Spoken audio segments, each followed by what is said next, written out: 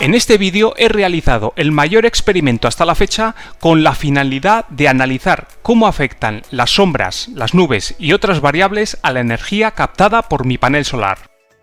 Para ello he utilizado una estación de energía Bluetti EB180 y un panel solar monocristalino de 455 vatios. Con toda la información que obtengas viendo este vídeo, podrás valorar por ti mismo dónde, cómo y cuándo colocar tu placa solar para captar la mayor cantidad de energía. ¿Sabías, por ejemplo, que una misma sombra afecta de manera diferente dependiendo de la parte de la placa solar en la que incida? Es que la diferencia es bestial, ya lo verás. Así que quédate hasta el final del vídeo porque vas a alucinar con los resultados. ¡Empezamos!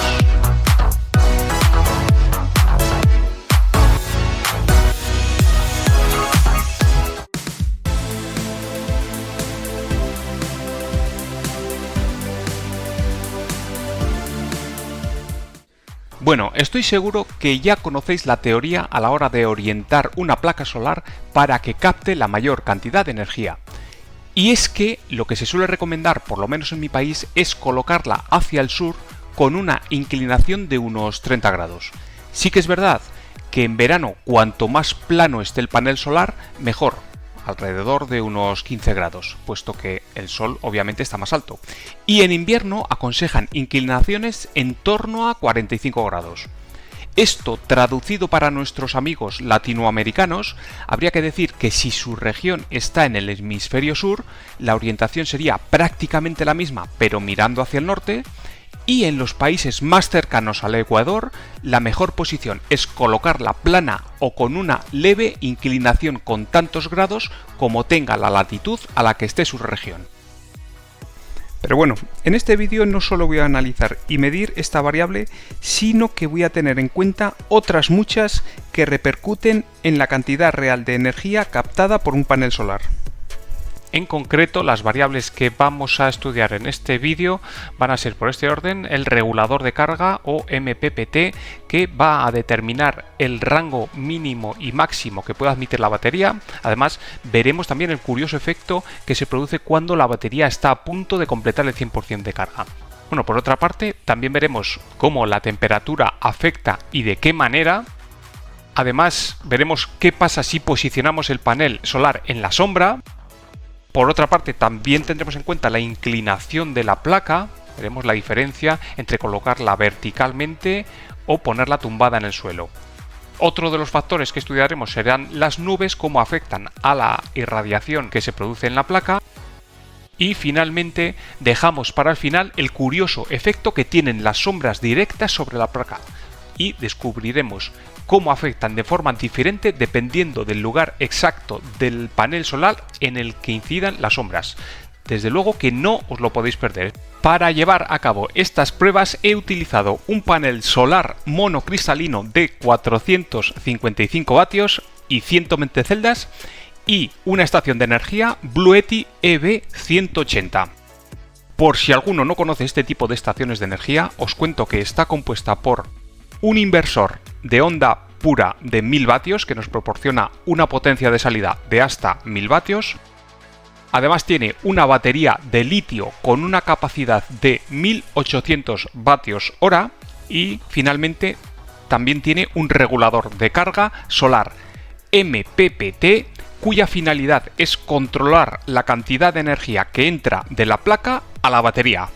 En teoría te permite conectar una placa de hasta 500 vatios nominales, aunque en realidad solo llegará a admitir como tope hasta 360 vatios. No obstante, recordad esto último porque va a tener un papel importante en las mediciones que hagamos. Con toda esta información ya podréis valorar cómo, cuándo y dónde colocar una placa solar, ya sea fija o móvil. Me refiero no solo a la hora de realizar una instalación solar fija, sino a todos aquellos que colocáis placas solares en el techo de vuestros vehículos o a los que compráis una placa para instalarla en vuestro balcón y ahorraros unos dinerillos en la factura de la luz. Y para que veáis cómo lo tengo montado, os enseño el set de grabación. Ya veis que por una parte estoy grabando la pantalla de la estación de energía y por otra parte estoy grabando la placa que tengo en exterior conectada por este cable que nos lleva a la placa. Una vez hechas las aclaraciones previas, vamos a empezar con los experimentos. Para empezar con las pruebas, vamos a ver cómo influye el regulador de carga en la cantidad de energía que entra a la batería. En este caso, tengo que decir que este regulador de carga es pequeñito y solo permite unos 10 amperios. Y esto, la verdad que determina en gran medida las posibilidades de carga de la batería. Estoy seguro que en instalaciones más grandes con MPPTs de 50 o de 100 amperios, el regulador de carga no supondría un gran impedimento. Pero, en mi caso, los 10 amperios unidos al panel solar hacen que el máximo que puedo recoger en las mejores condiciones sea de 360 vatios. En primer lugar, os quiero enseñar cuál es el máximo de energía que he llegado a captar nunca. Para ello, tenemos que proporcionar las mejores condiciones. En verano ya veremos después cómo es prácticamente imposible conseguir este máximo de 360 vatios, sobre todo por el tema de la temperatura, puesto que el calor reducirá en gran medida la energía que se pueda captar. En esta prueba que veis fue a finales de marzo con una temperatura ambiental bastante fresquita de unos 10 grados y con mucha irradiación, a pesar de que había llovido. Pero bueno, ya veis que entre nube y nube conseguí el máximo de vatios que he conseguido nunca, unos 348, muy cerca de los 360 teóricos que se pueden captar. En esta otra prueba vamos a ver cómo es el regulador de carga el que se encarga de limitar la cantidad de energía que le entra a la batería a medida que la batería se va llenando. Veréis que cuando la batería está a mitad de carga, el MPPT no ofrece ninguna resistencia, pero a medida que la batería se acerca al 100%, el regulador de carga empieza a limitar la cantidad de carga. Esta prueba está realizada el 16 de junio, son las 9:15 de la mañana, y veis que la batería está a media cargar y está entrando unos 330 vatios, que en principio, teniendo en cuenta la temperatura, que ya serían de unos 20 grados, es prácticamente el máximo que en este momento podría recoger. Aquí veis que el panel solar sigue en el mismo sitio, han pasado pues casi 2 horas, son las 11:15, y sigue captando pues 325 vatios, que en principio es el máximo, teniendo en cuenta que ha subido un poquito la temperatura, estamos hablando ya de 25 grados, y eso limita el máximo que se puede captar.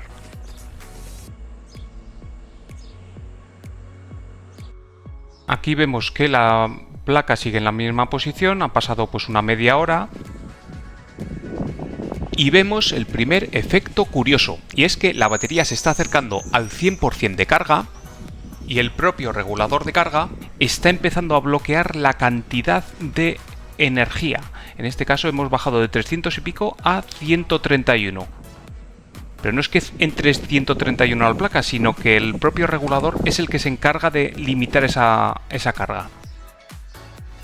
Veis ahora también cómo pues ha pasado un cuarto de hora, aún se está llenando más la batería y el regulador de carga pues sigue recortando la cantidad. De 131 pues ha pasado a 62, 63. Y ya veréis lo que ocurre ahora en la siguiente imagen. Va a ser el regulador de carga el que, llegando al límite de la batería, llegando al 100% de carga de la batería, corta completamente la inyección de energía y veis que está a 32 vatios, pues pasa de 32, se termina de llenar la batería y pasa de 32 a 0 y corta completamente la cantidad de energía. ¿Ves? Incluso, mira, ya está, 18, 0. Con todo esto, la conclusión que sacamos es que es en primer lugar el regulador de carga el que establece de alguna manera los márgenes mínimos y máximos sobre los que va a estar cargando la placa. En mi caso, entre 0 y 360 vatios. A partir de aquí entrarán en juego el resto de los factores que vamos a ver ahora.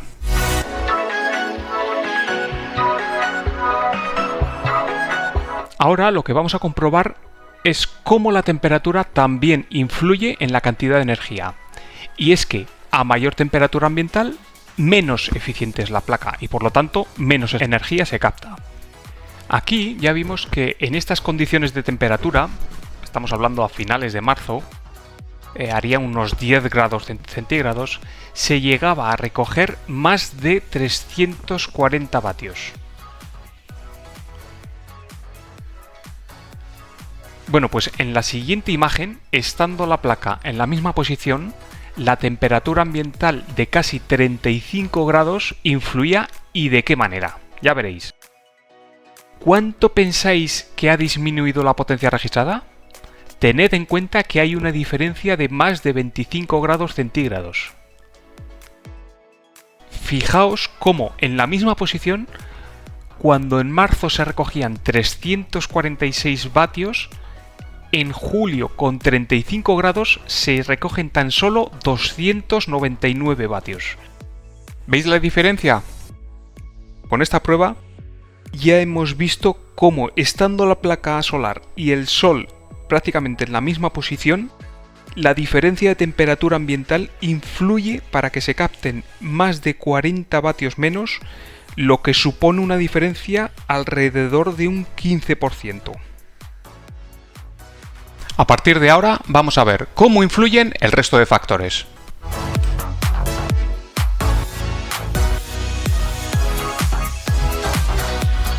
Hasta ahora damos por hecho que si pones la placa al sol recibe energía.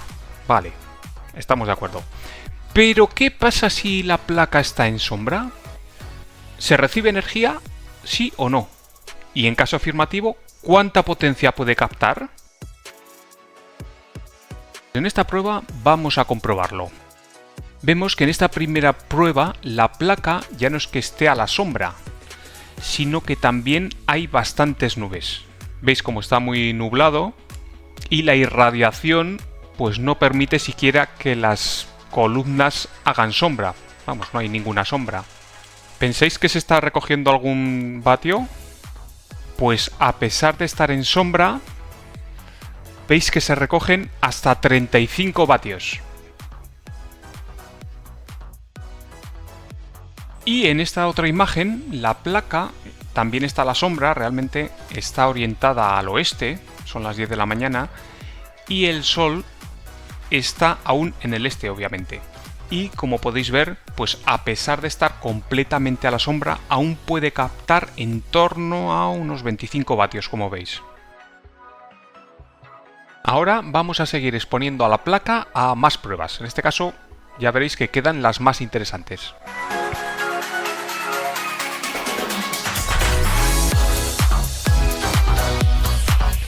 En esta nueva serie de pruebas vamos a ver cómo influye la inclinación de la placa respecto al sol. Por lógica, cuanto más la pongamos de perfil, menos energía captará. Pero ¿cuánto menos? Vamos a verlo en vatios. Aquí vemos que son las 11:30 de la mañana y con la placa bien orientada se están recogiendo pues un poquito más de 300 vatios. En este caso vamos a ver qué pasa si vamos inclinando la placa cada vez más. Bueno, pues veis que he inclinado un poquito la placa, veis que está bastante de perfil. Ahí tenemos el sol. Y sí que es verdad que le está pegando el sol, incide el sol en toda la placa, pero como veis por las sombras está bastante de perfil. No le llega a pegar la sombra a la placa, pero está muy de perfil. ¿Cuánto pensáis que está captando? ¿Cuántos vatios pensáis que está captando ahora en estos momentos? Pues fijaos que a pesar de estar bastante de perfil, la placa en estos momentos aún está captando pues alrededor de 90 vatios. 90-95 vatios Veis que no le pega la sombra en ningún sitio de la placa, pero ya veis la inclinación que tiene. Vamos a ver ahora si forzamos un poco más la inclinación y la ponemos casi de perfil. ¿Captará algo? Vamos a verlo. Bueno, ahora he querido forzar un poquito más la inclinación. Ahora está prácticamente de perfil. Como veis, el sol sigue en el mismo sitio, serían las 11:30 de la mañana. Por la sombra que hace la misma placa, el ángulo de inclinación que hay respecto al sol. Le sigue pegando, pero bueno, está muy de perfil. No llega a estar a la sombra, pero está muy de perfil. Casi está en línea con el sol. ¿Cuánto pensáis que está captando aún así? Pues a pesar de esta inclinación tan extrema, veis que está captando 30 y tantos vatios. 36, 37, 38 vatios. Fijaos la inclinación tan bestia que tiene. Vamos a seguir forzando la inclinación. Ahora veis que la placa está completamente en sombra. He forzado tanto la inclinación que la placa pues hace su propia sombra. En ningún lado de la placa está pegando el sol. Veis que el sol sigue en el mismo sitio. Es un poco antes de media mañana. Y la placa hace su propia sombra. Veis que no incide en ningún sitio el sol directamente en la placa. ¿Pensáis que está captando algo? Vamos a ver. Pues como veis, estando completamente de espaldas al sol, y aún capta unos 25 vatios. 24, 25 vatios. Veis que está completamente de espaldas al sol. Y en esta otra prueba he querido poner la placa tumbada en el suelo, pero veis que a pesar de que le da unos reflejos, no está al sol. O sea, la placa está a la sombra. Aunque veáis unos reflejos, entre otras cosas porque había tanta nube que no pegaba directamente el sol en la placa. Pero bueno, aún así veis que está completamente a la sombra. ¿Creéis que está captando algo? Pues vamos a ver cuánto está captando. Pues fijaos que aún así está captando más de 50 vatios, 56, 57 vatios. Fijaos que no deja de captar energía en ningún momento. Ahora vamos a hacer otra serie de pruebas. En esta ya habíamos visto cómo pues más o menos a las 3 de la tarde en esta posición se estaba captando pues alrededor de 299 vatios. Bueno, pues vamos a ver qué es lo que sucede si en esta misma posición, orientada al oeste, vamos cambiando la inclinación.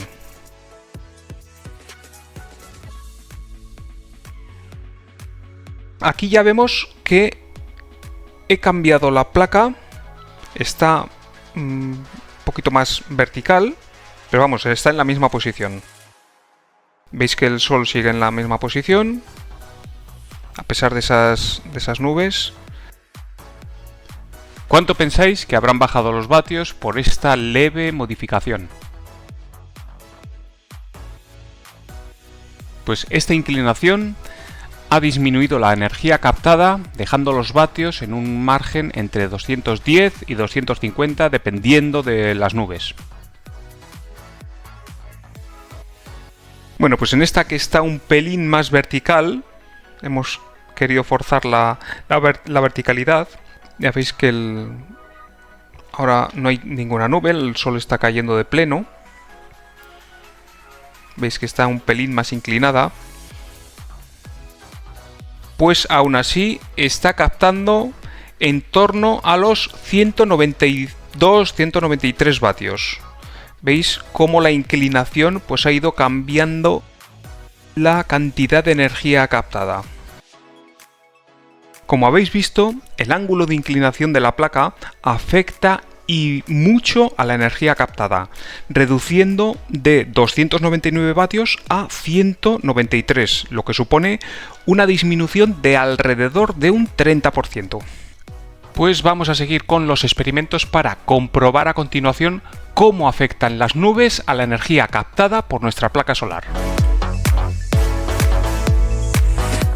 hasta ahora hemos visto cómo afecta el regulador de carga, la temperatura, la posición de la placa y su inclinación hacia el sol. Ahora veremos en qué medida afectan las nubes a la cantidad de energía que captamos con nuestra placa solar. Y qué mejor día que un día soleado, sin nubes. Uy, a ver, cámbiame esto, porfa, ponme unas pocas nubes. Así, perfecto. Bueno, lo que vamos a comprobar ahora es en qué medida las nubes afectan a la cantidad de energía captada por la placa. Ya vemos que estas, a pesar de ser nubes altas, pues no permiten mucha irradiación y la verdad es que no hacen prácticamente sombra. Veis como la placa prácticamente no hace ningún tipo de sombra. Veis también como los arbustos pues no se proyecta ningún tipo de sombra. Eso da un poco la pista de si hay mucha o poca radiación. Pero llevado a vatios, ¿cuántos vatios pensáis que está captando ahora mismo la placa? Pues ya veis que a pesar de las nubes está captando entre 120, 130, 140 y este es uno de los efectos que tienen las nubes. A pesar de ser nubes altas, no tienen una constancia en los vatios. Lo mismo, siempre hay un margen entre 120 dependiendo pues de lo que se mueven las nubes, de si en ese momento pues las nubes son más gruesas, menos gruesas, si dejan más radiación, menos radiación.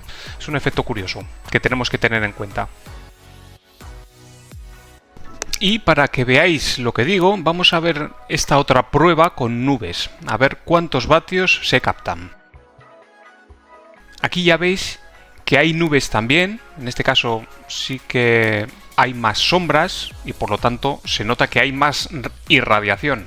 Veis cómo los árboles proyectan más sombra, en principio indica que hay más irradiación, incluso veréis cómo la placa pues también proporciona más sombra. Pero en este caso, ¿cuánto pensáis que se está captando?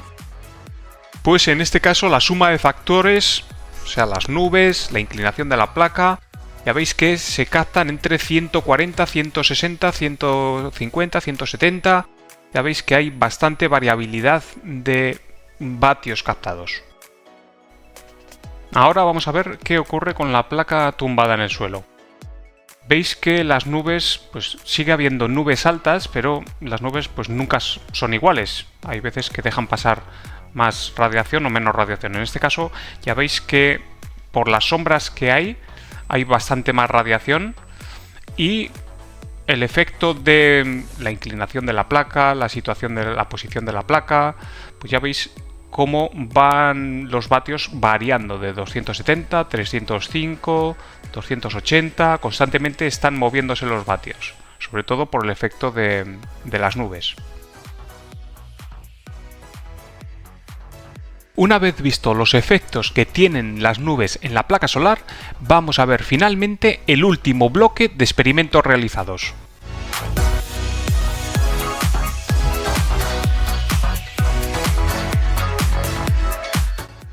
Y después de haber visto todas estas variables, vamos a comprobar una de las que, en mi opinión, es de las más curiosas. Y es que las sombras afectan y de qué manera en la energía captada por nuestra placa solar. Pero antes de empezar con este último experimento, tengo que daros un pequeño dato técnico que es muy importante. Os explico. Como veis, mi panel está dividido por una banda central que separa la superficie en dos mitades. Esto es lo que se denomina tecnología half cell. Sin entrar en muchos tecnicismos, hay que decir que en estos paneles de célula partida, que es así como se llama, las células se dividen en dos secciones, actuando como si fueran dos paneles independientes. ¿Qué significa esto? Pues que si una sección se ve afectada por una sombra, la otra seguirá produciendo energía independientemente de su otra mitad, lo que reducirá el impacto de las sombras parciales en la producción total. Pero para entenderlo mejor, vamos a verlo como en un ejemplo. Para demostraros cómo afecta esta tecnología, vamos con estas dos pruebas que he diseñado. En esta primera, vamos a exponer a la placa a una misma sombra, pero lo que vamos a hacer es mover la sombra por la placa para ver cómo afecta esta única sombra a la energía captada. Bueno, pues aquí inicialmente ya veis que la placa está expuesta al sol, era un día de mucho calor y por lo tanto se están captando pues alrededor de unos 300 vatios, como veis.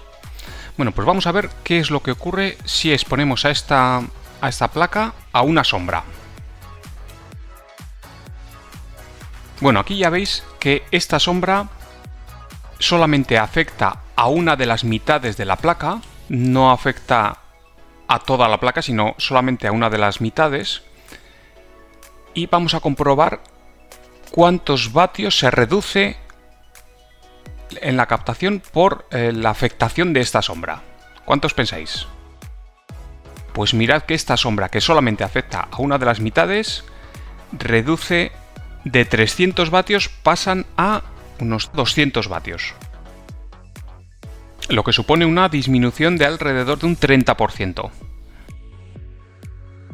Bueno, pues vamos a ver qué ocurre si esta misma sombra la movemos por la placa. Ahora mismo ya veis que la sombra es la misma sombra, pero afecta a las dos partes de la placa, a las dos mitades. Una parte de la sombra afecta a una mitad y otra parte de la sombra afecta a la otra mitad. ¿Cuánto pensáis que se ha podido reducir la cantidad de energía captada? Pues fijaos que de 300 vatios que estaba captando inicialmente han pasado a tan solo 35 vatios más o menos. Fijaos que es una reducción pues de alrededor de un 80%. Y realmente es la misma sombra, pero está afectando a las dos partes. Y ahora vamos a volver a mover la sombra. Va a afectar solamente a una parte de la placa. ¿Veis que solamente afecta a unas celdas que están situadas en la otra parte de la placa? Y los vatios se han reducido pues de 300 a unos 200, 210. ¿Entendéis ahora el curioso efecto que supone esta tecnología en la que pues prácticamente o virtualmente divide una placa entera en dos mitades de alguna manera independientes a la hora de captar energía? Y veis que si ahora quitamos la sombra, pues otra vez vuelven a captarse los 300 vatios iniciales. Finalmente os voy a enseñar esta última prueba que a mí me parece la más curiosa y la más didáctica de todas las que hemos visto hasta ahora, ya veréis. Vais a poder ver en tiempo real los efectos de una sombra en movimiento y realmente cómo va afectando a cada una de las partes de la placa solar. Mirad. En esta prueba he querido usarme yo mismo de sombra móvil a la vez que grababa para que veáis en tiempo real cómo va afectando a la cantidad de energía captada. Aquí veis cómo mi sombra solamente afecta a una parte de la placa.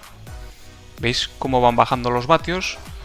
Pero enseguida me voy a hacer sombra a las dos partes de la placa. ¿Veis cómo en el momento en que mi sombra afecta a las dos partes, pues la cantidad de vatios baja dramáticamente? O sea, de 200 y pico a pues 60, 70. Lo estáis viendo, ¿no? Ahora vuelvo a afectar solamente a una parte de la placa. Otra vez, pues alrededor de 200. Ya lo veis. En el momento en que mi sombra afecta a las dos partes de la placa, pues la cantidad, veis que baja dramáticamente, 50, 60 vatios. Veis que ahora mismo pues solamente afecta a una parte de la placa.